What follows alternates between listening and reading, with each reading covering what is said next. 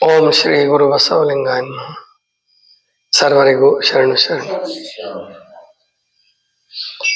ಹಾಡುವುದು, ಪಾಡುವುದು, ಹೇಳುವುದು, ಕೇಳುವುದು, ನಡೆಯುವುದು, ನುಡಿಯುವುದು ಸರಸ ಸಮ್ಮೇಳನವಾಗಿಪ್ಪುದಯ್ಯ. ಚನ್ನಮಲ್ಲಿಕಾರ್ಜುನ ನೀ ಕೊಟ್ಟ ಆಯುಷ್ಯ ಉಳ್ಳನ್ನಕ್ಕ, ಲಿಂಗ ಸುಖಿಗಳ ಸಂಘದಲ್ಲಿ ದಿನಂಗಳ ಕಳೆಯುವುದಯ್ಯ. ಇದು ಮಹಾದೇವಿ ಅಕ್ಕನವರ ಒಂದು ಅದ್ಭುತವಾದ ವಚನ. ಕಲ್ಯಾಣಕ್ಕೆ ಬಂದಾಗ, ಅನುಭವ ಮಂಟಪಕ್ಕೆ ಬಂದಾಗ ಅಲ್ಲಮ ಪ್ರಭುಗಳು ಅನೇಕ ಪ್ರಶ್ನೆಗಳನ್ನು ಕೇಳ್ತಾರೆ. ಪ್ರಶ್ನೆ ರೂಪದ ವಚನಗಳು ಮತ್ತು ಮಹಾದೇವಿ ಅಕ್ಕನ ಉತ್ತರ ರೂಪದ ವಚನಗಳು ಎಲ್ಲ ಕೂಡಿಸಿ ಮಹಾದೇವಿ ಅಕ್ಕನ ಸಂಪಾದನೆ ಅಂತ ಹೇಳಿ ಅದ್ಭುತವಾಗಿ ಅದನ್ನ ಮಾಡಿದ್ದಾರೆ. ಶೂನ್ಯ ಸಂಪಾದನೆ ಒಳಗಡೆ ಇದು ಒಂದು ಅಧ್ಯಾಯ. ಅದರಲ್ಲಿ ಯಾಕೆ ಬಂದವ ನೀನು ಅನುಭವ ಮಂಟಪಕ್ಕೆ, ಅಷ್ಟು ದೂರದಿಂದ ಇಷ್ಟೊಂದು ಕಷ್ಟಪಟ್ಕೊಂಡು ಬರಬೇಕಾದ ಅಗತ್ಯ ಏನಿತ್ತು ಇಲ್ಲಿಗೆ? ಆವಾಗ ಮಹಾದೇವಕ್ಕ ಹೇಳ್ತಕ್ಕಂಥ ಮಾತಿದು. ಪರಮಾತ್ಮನನ್ನ ಹುಡುಕೊಂಡು ಬಂದೆ ಅಂತ ಹೇಳ್ತಾರ ಮುಂದೆ, ನೀವೆಲ್ಲ ಪರಮಾತ್ಮನ ಜೊತೆಗೆ ನನ್ನನ್ನು ಕೂಡಿಸ್ಬೇಕು ಅಂತ ಹೇಳಿ. ಅದಕ್ಕಿಂತ ಮುಂಚೆ ಹೇಳೋದೇನಪ್ಪ ಅಂದ್ರೆ ಈ ವಚನ: ಹಾಡುವುದು, ಪಾಡುವುದು, ಹೇಳುವುದು, ಕೇಳುವುದು, ನಡೆಯುವುದು, ನುಡಿಯುವುದು. ನೋಡಿ ಎಷ್ಟು ಚೆನ್ನಾಗಿದೆ. ಈ ವಚನ ಯಾಕೆ ನೆನಪಿಗೆ ಬಂತು ಇವತ್ತು ಅಂತಂದ್ರೆ, ಶ್ರಾವಣ ಮಾಸ ಪ್ರಾರಂಭ ಇವತ್ತು.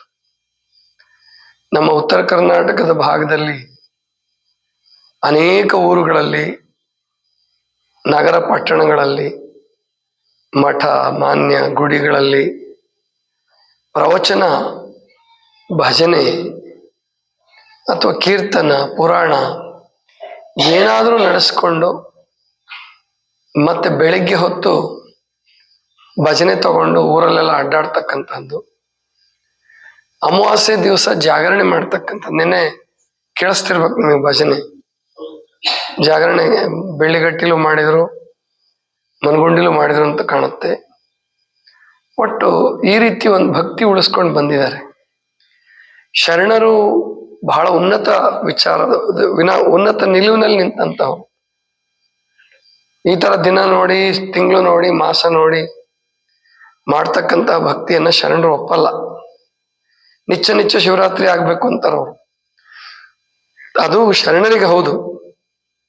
ಆದ್ರೆ ಇವತ್ತಿನ ಕಾಲದಲ್ಲಿ, ಭಕ್ತಿಗೆ ಬರಗಾಲ ಆಗಿರುವಂತ ಕಾಲದಲ್ಲಿ, ಶರಣರು, ಸಂತರು, ಮಹಂತರು ಅಂದ್ರೆ ಅದು ಬೇಡ, ಏನ್ ಅಗತ್ಯ ಇಲ್ಲ ಅನ್ನೋ ಲೆಕ್ಕಕ್ಕೆ ಬಂದ್ಬಿಟ್ಟಿದ್ದಾರೆ ಜನ, ಬಹಳ ಜನ. ಅಂಥದ್ರಲ್ಲಿ ಹಳ್ಳಿಗಳಲ್ಲಾದ್ರೂ ಇಂತಹ ಕಾರ್ಯಕ್ರಮಗಳ ಬಗ್ಗೆ ಇನ್ನೂ ಒಲವು ಉಳ್ಕೊಂಡಿದೆ. ಅವರು ತಮ್ಮ ಕೈಲಿ ಏನ್ ಸಾಧ್ಯ ಆಗುತ್ತೋ ಅಷ್ಟು ಮಾಡ್ತಾರೆ. ಕಡೆಗೆ ತಾವಾಗೆ ಮಾಡದೇ ಇದ್ರು ನಮ್ಮ ಮನಗೊಂಡಿರ್ಲಿ, ಗುರುಗಳು ಹೇಳಿದಾಗಂತೂ ಮಾಡೇ ಮಾಡ್ತಾರೆ. ಗುರುಗಳ ಮಾತಿಗೆ ತಿರಸ್ಕಾರ ಮಾಡಲ್ಲ. ಅಂದಾಗ 5 ಜನ, 10 ಜನ, 20 ಜನ ಭಕ್ತರಾದ್ರು ಕೊನೆಗೆ 100,000ಕ್ಕೂ ಹೋಗುತ್ತದು, ಮುಗಿತಾ ಬಂದಂಗೆ. ಅಷ್ಟಂತೂ ಮಾಡೇ ಮಾಡ್ತಾರೆ. ಅಂದ್ರೆ 21ನೇ ಶತಮಾನ, ವಿಜ್ಞಾನ ಯುಗ ಇದು. ಇವಾಗ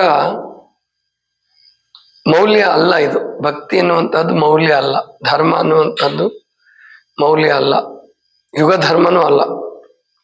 ವಿಜ್ಞಾನವೇ ಯುಗ ಧರ್ಮ, ಭೋಗವೇ ಧರ್ಮ. ಮಜಾ, ಮಸ್ತಿ, ಸಿನಿಮಾ, ಆಟ ಓಟ, ಒಲಿಂಪಿಕ್. ಏನು ಒಲಿಂಪಿಕ್ ಅಲ್ಲಿ ಪ್ರೈಸ್ ತಗೊಂಡ್ರೆ ಒಬ್ಬ ರಾಷ್ಟ್ರಪತಿಯಿಂದ ಹಿಡ್ಕೊಂಡು ಪ್ರಧಾನಮಂತ್ರಿ, ರಾಷ್ಟ್ರಪತಿ, ಉಪರಾಷ್ಟ್ರಪತಿ, ಪ್ರಧಾನಮಂತ್ರಿ ಎಲ್ಲ ಸಚಿವರು ಅಭಿನಂದನೆ ಹೇಳ್ತಾರೆ. ಆದ್ರೆ ಒಬ್ಬನಿಗೆ ಯಾರಿಗೋ ಸಾಕ್ಷಾತ್ಕಾರ ಆಗಿದೆ, ಸಮಾಧಿ ಸ್ಥಿತಿಯಲ್ಲಿ ಕೂತ್ಕೊಂಡಿದ್ದಾನೆ, 1-3 ತಾಸು ನಿಶ್ಚಿಂತವಾಗಿದ್ದಾನೆ, ಜೀವನ ಪರ್ಯಂತ ಚೆನ್ನಾಗಿ ನಡ್ಕೊಂಡಿದ್ದಾನೆ, ಐಕ್ಯ ಆಗಿದ್ದಾನೆ 100 ವರ್ಷ ಅಂತಂದ್ರೆ ಅದು ಬಹಳ ಪ್ರಸಿದ್ಧಿ ಇದ್ದು ಬಹಳ ದೊಡ್ಡ ಮಠ ಮಾಡಿದ್ರೆ ಅವ್ರಿಗೊಂದು ಶುಭಾಶಯ ಹೇಳ್ತಾರೆ. ಅದು ಸತ್ತಾಗ. ಇಲ್ಲದೆ ಹೋದ್ರೆ ಏನು ಹೇಳಲ್ಲ. ಅಂದ್ರೆ ಅದು ಅವ್ರ ತಪ್ಪು ಅಂತಲ್ಲ. ಕಾಲಧರ್ಮ, ಯುಗ ಧರ್ಮ ಹಂಗಾಗಿದೆ. ಆದರೂ ಕೂಡ ನಾವು ಬಿಡಬಾರ್ದು. ಯಾಕಂದ್ರೆ ಯಾವತ್ತಿಗೂ ಕೂಡ ಆಧ್ಯಾತ್ಮ ಕ್ಷೇತ್ರಕ್ಕೆ ಧರ್ಮ, ಅಧ್ಯಾತ್ಮ ಮತ್ತು ಶಾಂತಿ, ಸಮಾಧಾನ, ಜ್ಞಾನ, ಧ್ಯಾನ ಅಂದುವಾಗ ಜನಸಂಖ್ಯೆ ಕಡಿಮೆನೆ. ಇವತ್ತಂತಲ್ಲ, ಚನ್ನಬಸವಣ್ಣವರೇ ಹೇಳ್ಬಿಟ್ಟಿದ್ದಾರೆ ಅವತ್ತೇನೆ, 1000ಕ್ಕೊಬ್ಬ ಭಕ್ತ, ಲಕ್ಷಕ್ಕೊಬ್ಬ, 1000ಕ್ಕೊಬ್ಬ ಸತ್ಯ, ಲಕ್ಷಕ್ಕೊಬ್ಬ ಭಕ್ತ, ಕೋಟಿಗೊಬ್ಬ ಶರಣ ಅಂತ ಹೇಳ್ಬಿಟ್ಟಿದ್ದಾರೆ. ಅಂತಹದ್ರಲ್ಲಿ ಆ ಶರಣ ಸಂಸ್ಕೃತಿಯನ್ನ ಉಳಿಸ್ಬೇಕು, ಬೆಳೆಸ್ಬೇಕು ಅನ್ನುವಂತ ಸ್ವಲ್ಪನಾದ್ರೂ ಇಚ್ಛೆ ಕೆಲವ್ರಿಗಾದ್ರೂ ಇದೆಯಲ್ಲ. ಅವ್ರು ಬಂದು ಶ್ರಾವಣ ಮಾಸ, ಅವಾಗ ಬರ್ಲಾರ್ದವರು ಕೂಡ ಶ್ರಾವಣ ಮಾಸ ಅಂತ ನೆನಪು ಮಾಡ್ಕೊಂತಿರ್ತಾರೆ, ಕೂತಲ್ಲೇ ಕೇಳ್ತಿರ್ತಾರೆ. ಇನ್ ಕೆಲವರು ಕ್ಷೌರ ಮಾಡ್ಸಂಗಿಲ್ಲ ಶ್ರಾವಣ ಮಾಸದಾಗ, ಗಡ್ಡ ಮೀಸೆ ಬಿಟ್ಬಿಡೋದು ಶ್ರಾವಣ ತನಕ 1 ತಿಂಗಳು, ಆಮೇಲೆ ಅದನ್ನ ತೆಗ್ಸೋದು. ಈ ತರದ ಒಟ್ಟು ಹೆಂಗೋ ಶ್ರಾವಣ ನೆನಪು ಮಾಡ್ಕೊಂತಾರೆ. ಮತ್ತು ಶ್ರಾವಣ ಅಂದ್ರೇನೆ ಅದರ ಅರ್ಥ ಸಂಸ್ಕೃತದಲ್ಲಿ ಕೇಳೋದು, ಶ್ರವಣ, ಅದರಿಂದ ಬಂದಿರೋದು ಶ್ರಾವಣ. ಆ ಶ್ರಾವಣ ಮಾಸದಲ್ಲಿ ಶ್ರವಣ ಮಾಡ್ತಕ್ಕಂಥದ್ದು ಇವತ್ತಿಂದಲ್ಲ. ಅವಾಗ ಹಿಂದಿನ ಕಾಲದಲ್ಲಿ ಇವತ್ತಿಗೆ ಹೆಂಗ್ ಮಳೆ ಆಗ್ತಿದಿಲ್ಲ, ಇದಕ್ಕಿಂತ ಜಾಸ್ತಿ ಮಳೆ ಆಗ್ತಿತ್ತು. ಚಾತುರ್ಮಾಸ ಅಂತ ಮಾಡೋರು. ಯಾವಾಗಿಂದ? ಭಾದ್ರಪದದಿಂದ ಅಲ್ಲ, ಆಷಾಢದಿಂದ. ಆಷಾಢ, ಶ್ರಾವಣ, ಭಾದ್ರಪದ, ಆಶ್ವೀಜ, ಇಷ್ಟು 4 ಮಾಸಗಳು ಒಂದೇ ಕಡೆ ಉಳಿಯೋದು. ಅಥವಾ ಇನ್ನು ವೈಶಾಖ ಮಾಸದಿಂದನೇ ಶುರು ಮಾಡ್ಕೋಬಹುದು. ಮಳೆ ಅವಾಗಲೇ ಶುರುವಾಗ್ತಿತ್ತು. ಚೈತ್ರ, ವೈಶಾಖ, ಜ್ಯೇಷ್ಠ ಮಾಸದಿಂದ, ಜ್ಯೇಷ್ಠ, ಆಷಾಢ, ಶ್ರಾವಣ, ಭಾದ್ರಪದ. ನವರಾತ್ರಿ ಉಪವಾಸ ಮಾಡಿ ಹೊರಡ್ತಿದ್ರು, ಸಂಚಾರ ಹೊರಡ್ತಿದ್ರು, ಅಡ್ಡಾಡ್ತಿದ್ರು. ಅಂದ್ರೆ ಧರ್ಮ ಪ್ರಚಾರ ಮಾಡೋರು, ಮುನಿಗಳು, ಪಾದಯಾತ್ರೆ ಮಾಡೋರು, ಯುದ್ಧ ಮಾಡೋರು, ರಾಜರುಗಳು, ಅವರು ಈ ಮಳೆಗಾಲದಲ್ಲಿ ಬಿಟ್ಬಿಡೋರು, ಯುದ್ಧ ಮಾಡ್ತಿರ್ಲಿಲ್ಲ, ಸಾಮಾನ್ಯವಾಗಿ ಮಾಡ್ತಿರ್ಲಿಲ್ಲ. ಅದನ್ನ ದುರುಪಯೋಗ ತಗೊಂಡು ಕೆಲವರು ಅವಾಗಲೇ ದಂಡೆತ್ತಿ ಬರೋರು ಅದನ್ನು ಮಾಡ್ತಿದ್ರು. ಈ ರೀತಿ ಒಂದು ವಿಶೇಷವಾದಂತಹ ಪದ್ಧತಿ ಭಾರತ ದೇಶದಲ್ಲಿ ಸಾವಿರಾರು ವರ್ಷಗಳಿಂದ ನಡ್ಕೊಂಡು ಬಂದಿದೆ. ಅದನ್ನ ಶರಣರ ಹೆಸರಿನಲ್ಲಿ ನಮ್ಮ ಉತ್ತರ ಕರ್ನಾಟಕ, ಆಂಧ್ರದ ಕೆಲವು ಭಾಗ, ಮಹಾರಾಷ್ಟ್ರದ ಕೆಲವು ಭಾಗ ಉಳಿಸ್ಕೊಂಡಿದ್ದಾರೆ. ಅದನ್ನ ಬೆಳೆಸ್ಕೊಂಡು ಹೋಗ್ತಾ ಇದ್ದಾರೆ. ಇವತ್ತು ಆಕ್ಚುಲಿ ಇಷ್ಟೊತ್ತಿಗೆ ಹೋಗ್ಬೇಕಾಗಿತ್ತು, ನಾನು ಮಂದ್ಗೊಂಡಿಗೆ ಹೊರಡ್ಬೇಕಾಗಿತ್ತು. ಅಲ್ಲೊಬ್ರು ಇವತ್ತು ತೀರ್ಕೊಂಡಿದ್ದಾರೆ. ಹಂಗಾಗಿ ಸ್ವಲ್ಪ ಅವ್ರದ್ದೆಲ್ಲ ಅಂತ್ಯಕ್ರಿಯೆ ಮುಗಿಸಿ ಆಮೇಲೆ ಪ್ರಾರಂಭ ಮಾಡ್ತಾರೆ. ಶವ ಇಟ್ಕೊಂಡು ಸಾಮಾನ್ಯವಾಗಿ ಯಾವ ಊರಲ್ಲೂ ಕೂಡ ಶವ ಆದ್ರೆ ಅವರು ಅವತ್ತು ಏನು ಕಾರ್ಯಕ್ರಮ ಮಾಡಲ್ಲ. ಆದ್ರೆ ಇವತ್ತು ಮೊದಲನೇ ದಿನ ಶ್ರಾವಣ ಇರೋದ್ರಿಂದ ಬೇಗ ಮುಗಿಸ್ತೀವಿ ಅಂತ ಹೇಳಿದ್ದಾರೆ.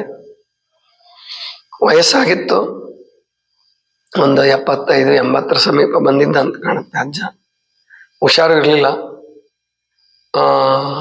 ಲಿಂಗೈಕ್ಯರಾಗಿದ್ದಾರೆ. ಅವರ ಆತ್ಮಕ್ಕೆ ಶಾಂತಿ ಕೋರೋಣ. ಮತ್ತೆ ಇನ್ನೊಂದು 10-15 ನಿಮಿಷದಲ್ಲಿ ಅಥವಾ 8:15 ಒಳಗಡೆ ಕರೆ ಬರಬಹುದು. ನೀವು ಅಷ್ಟರೊಳಗೆ ಯಾರು ತಯಾರಾಗ್ತೀರಾ ಪ್ರಸಾದ ಮುಗಿಸ್ಕೊಂಬಿಡಿ. ಇನ್ನು ಬಾಕಿ ಅಂತೆ 7 ಗಂಟೆ ಒಳಗೆ ಪ್ರಸಾದ ಮಾಡ್ಕೊಳ್ಳಿ. ಅಥವಾ ಬಂದು 9:30, 10 ಆಗ್ಬಿಡುತ್ತೆ ಬರೋ ಹೊತ್ತಿಗೆ. ಪ್ರಸಾದ ಮಾಡೋರು 10 ಗಂಟೆಗೆ ಮಾಡ್ತೀವಿ ಅಂದ್ರೆ ಮಾಡಿ. ಯಾರು ಬರ್ತೀರಿ? ಇಲ್ಲಿ ಕೆಲವ್ರು ಇರ್ಬೇಕಾಗತ್ತೆ. ಅವರು ಯಾರಿಗೆ ಇಲ್ಲಿ ಡ್ಯೂಟಿ ಇರ್ತದೋ ಅವ್ರು ಇಲ್ಲೇ ಇರೋದು. ಯಾರಿಗೆ ಬರಕ್ಕೆ ಆಸಕ್ತಿ ಇದೆ, ಅಗತ್ಯ ಇದ್ದವರು, ಆಸಕ್ತಿ ಇದ್ದವರು ಬನ್ನಿ. ಇವತ್ತಂತೂ ಪ್ರಸಾದ ಮಾಡ್ಕೊಂಬಿಡಿ. ನಾಳೆಯಿಂದ ನೋಡೋಣ ಯಾವ ಥರ ವ್ಯವಸ್ಥೆ ಆಗತ್ತೆ, ಮಾಡೋಣ ಅಂತ ತಿಳ್ಕೊಂಡು ಹೇಳ್ತಾ, ಅದನ್ನ ಮಹಾದೇವಕ್ಕ ಹೇಳೋದು ಹಾಡುವುದು, ಪಾಡುವುದು, ಹೇಳುವುದು, ಕೇಳುವುದು, ಹಾಡೋದು, ಪಾಡೋದು. ಮತ್ತು ಮಹಾದೇವಕ್ಕನ ವಚನದಲ್ಲಿ ಇನ್ನೊಂದರಲ್ಲಿ ಬರುತ್ತಂತೆ ಹೇಳ್ತಾರೆ. ಆ ವಚನ ನನಗಿನ್ನೂ ಸಿಕ್ಕಿಲ್ಲ. 10 ಕಳೆಯೋದಕ್ಕಿಂತ ಹಾಡಿ ಕಳೆಯೋದು ಅಂತ. ಅದೇನೋ ದುಃಖ ಆದಾಗ, ನೋವಾದಾಗ, ಮನಸ್ಸಿಗೆ ತ್ರಾಸಾದಾಗ ಎಲ್ರಿಗೂ ಸಾಮಾನ್ಯ ದುಃಖ ಬಂದೇ ಬರ್ತದೆ. ಅಳು ಅಳು ಬಂದೇ ಬರ್ತದೆ. ಹತ್ರನೂ ಸಮಯ ಹೋಗುತ್ತೆ, ಪರಮಾತ್ಮ ಸ್ಮರಣೆ ಮಾಡಿಕೊಂಡು ಅಥವಾ ವಚನ ಗಿಚನ ಹಾಡಿದ್ರೂ ಸಮಯ ಹೋಗುತ್ತೆ, ಆ ದುಃಖದ ತೀವ್ರತೆ ಕಡಿಮೆ ಆಗುತ್ತೆ. ಹತ್ತು ಕಳೆಯೋದಕ್ಕಿಂತಲೂ ಹಾಡಿ ಕಳೆಯೋದು, ಪಾಡಾಗೋದು, ಹಾಡಾಗೋದು ಇವೆಲ್ಲ ನಮ್ಮ ಜಾನಪದದಲ್ಲಿ ವಚನ ಸಾಹಿತ್ಯದಲ್ಲಿ ನಡೀತಾ ಇರ್ತಕ್ಕಂಥದ್ದು. ಆದ್ರಿಂದ ನಾವು ಈ ಕಾರ್ಯಕ್ರಮವನ್ನ ಇವತ್ತೇ ಪ್ರಾರಂಭ ಮಾಡೋಣ. ನಾನು ಹೇಳಿದ್ದೀನಿ 9 ಶುರು ಮಾಡ್ರಪ್ಪ, ಪ್ರಾರ್ಥನೆ ಮಾಡಿ ಕಡೆ 1-4 ಮಾತಾಡಿ. ಇವತ್ತು ಅಲ್ಪಾರಂಭೆ ಕ್ಷೇಮಕರ ಅಂತಾರೆ, ಸ್ವಲ್ಪನೇ ಶುರುವಾಗ್ಬೇಕಂತೆ ಪ್ರಾರಂಭದ ದಿವಸ. ಆದ್ರಿಂದ ಶುರು ಮಾಡೋಣ ಅಂತ ಹೇಳಿದ್ದೀನಿ. ಈಗ ಮಂಗಳ ಮಾಡಿ ಆನಂತರ ಅಲ್ಲಿಗೆ ಹೋಗೋದಕ್ಕೆ ತಿಳಿಸ್ತೀವಿ ನಿಮಗೆ, ಹೋಗಿ ಪ್ರಸಾದ ಮಾಡ್ಕೊಳ್ಳಿ ಅಂತ ಹೇಳ್ತಾ, ನಡೆಯುವುದು ನುಡಿಯುವುದು ಅದು ಮುಖ್ಯ. ಬರೀ ಹಾಡೋದು ಪಾಡೋದು ಮಾಡೋದಾದ್ರೆ ಸಿನಿಮಾ ಆಕ್ಟ್ರೆಸ್ಸು ಮಾಡ್ತಾರ ಅದನ್ನ, ಸಿನಿಮಾದವರು ಹಾಡ್ತಾರೆ, ಅವರು ಕುಣಿತಾರೆ, ನಲಿತಾರೆ, ಎಲ್ಲ ಮಾಡ್ತಾರೆ.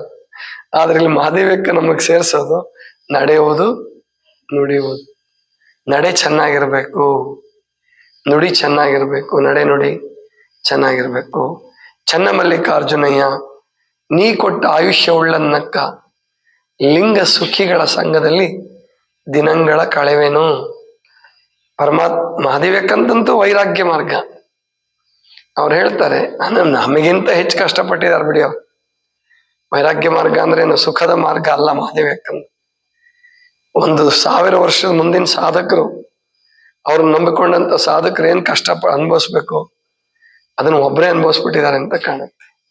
ಅಷ್ಟು ಕಷ್ಟ ಅನುಭವಿಸಿರ್ತಕ್ಕಂಥದ್ದು.